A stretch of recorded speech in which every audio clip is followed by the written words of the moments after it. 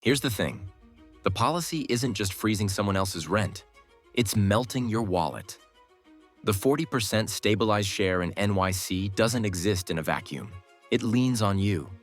We'll trace how conversions, withdrawals, and capped income push costs into the free market slice of the same buildings. Research shows stabilized units get lower rent. Unregulated units often get the bill. We'll walk through the building-level budget.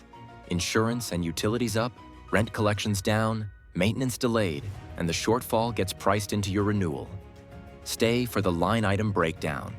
It's cleaner than your landlord's lobby, I promise. You think your renewal stayed chill because you never bothered the super and always pay on time. Cute. It stayed chill because your line item is plugging someone else's hole. The shortfall isn't theoretical. It lives behind the door with the broken buzzer and the endless space heater hum. Mixed buildings are standard in New York. Same address, split rules. One roof, one boiler, one super who knows every dog by name. Down one hall, you've got rent-stabilized units with tightly limited increases. Down the other, market-rate leases that flex like a yoga class with weights on. Same costs, different levers. That's the setup the city runs on. Now the squeeze. Insurance renewals don't ask for permission. They show up and demand 15, sometimes 30% more. Con Ed doesn't care about caps. Oil and gas ride global vibes. Materials for a roof patch? More than last year. Labor? Up again. Stabilized leases can inch a little or sit flat depending on the board's mood. So who actually fills the gap between everything costs more and that rent can't move? You already know. Run a tiny building in your head. 10 units, 4 stabilized, 6 market. Last year, the boiler guy charged X. This year, it's X plus a surcharge because parts are stuck on a truck in Ohio. Insurance is up. Water rates creep. Hallway lights burn 24/7 because nobody finds the switch. Revenue from the 4 stabilized apartments barely budges. The building still has to pay every bill. So you split the difference across the side that can move. That's you and the other 5 market tenants. And here's what nobody tells you. This isn't a landlord villain arc. It's just elasticity. When some rents can't respond to costs, the ones that can will respond harder. Research consistently finds stabilized apartments rent materially below comparable market units in the same neighborhood. When policy locks a chunk of the building at below market, the unfrozen chunk takes the heat. It's not personal. It's physics with receipts. Landlord can't hike the whole building. So the 6 market rate leases get the memo. Bigger increases, shorter promotional deals, fees that used to be included now itemized like an airline. You pay more for the same square footage because your rent is doing 2 jobs, yours and the subsidy for the capped units that share your trash chute. And the pressure doesn't stop at spreadsheets. When the numbers don't close, maintenance gets slow. The elevator starts skipping floors on humid days. The roof repair turns into next quarter. The lobby plants die twice. That deferred stuff isn't free. It compounds. To catch up, owners lean harder on the rents they can change. It's a cycle, and the off-ramp is your wallet. You're not ready for what's next. Los Angeles saw a wild spillover when new controls hit and unregulated units jumped far faster than nearby markets. We're talking spillover on steroids. Different city, same mechanism. Lock one side, and the other side jets uphill to balance the building.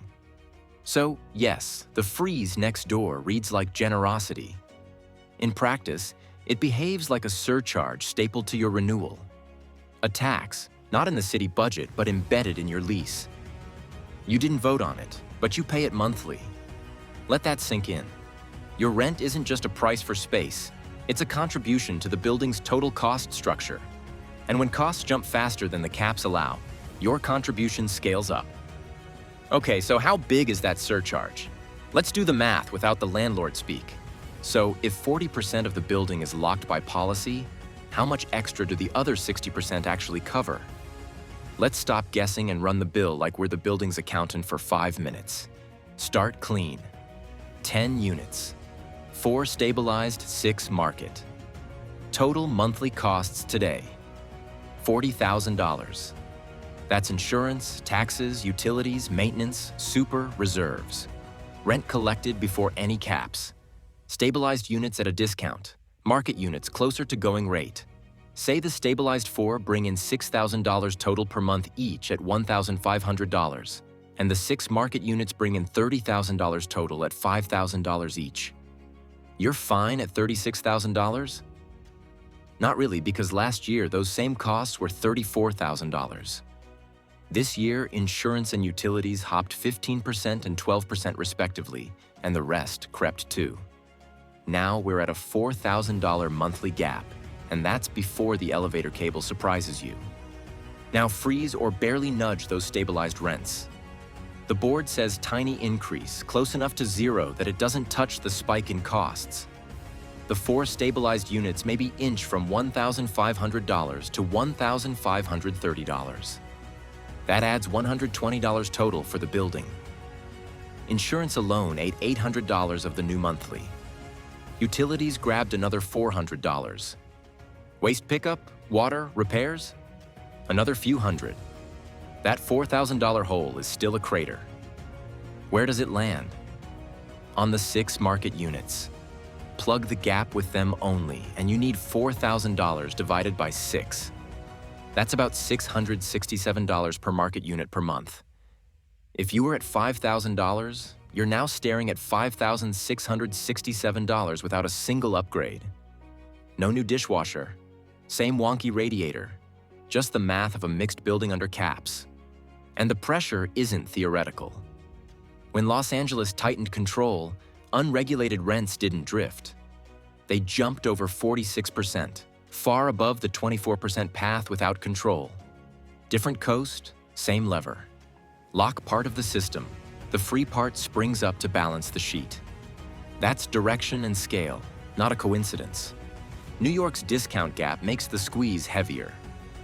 Historically, stabilized units sat around 20% below unregulated units on median. In older, high-demand pockets, the gap can feel wider.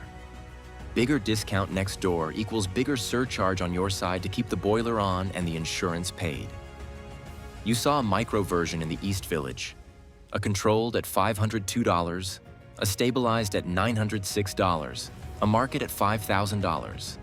Caps hit the first 2, so the owner raised the market unit 8% at renewal. That wasn't greed cosplay. That was the spreadsheet asking, who can move?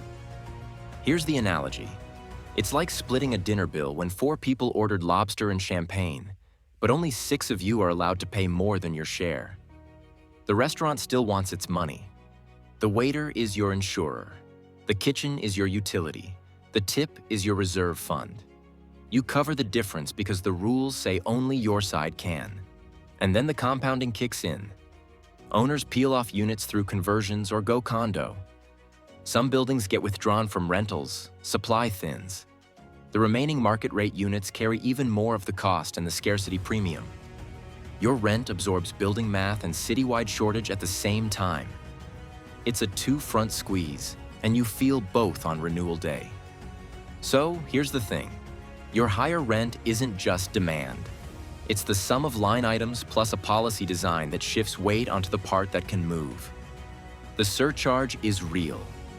It stacks year over year, interest-free for them, interest-heavy for you.